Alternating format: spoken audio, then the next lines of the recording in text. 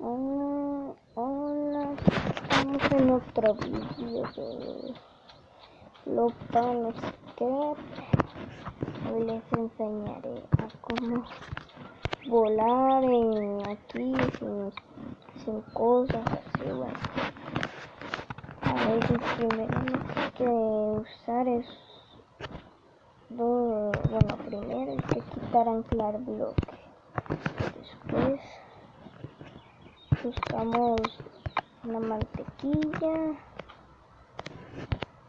Aquí le pongo una mantequilla acá, otra mantequilla acá. Digamos, no sé cuántos necesitan ustedes, pero yo como soy alto necesito 3. Una silla de piloto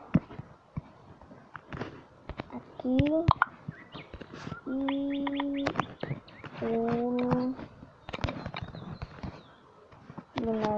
aquí se lo pongo. Luego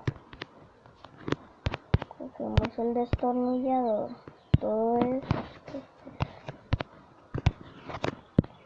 esto lo ponemos invisible.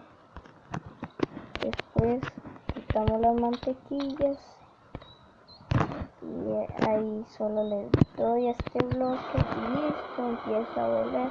Pero para bajar necesitan apretarle un poquito, así de un gatico. Bueno, no sé, tal vez si les funcionen a ustedes, pero bueno, ya saben, este fue un tutorial muy chiquitico y hasta aquí nos vamos.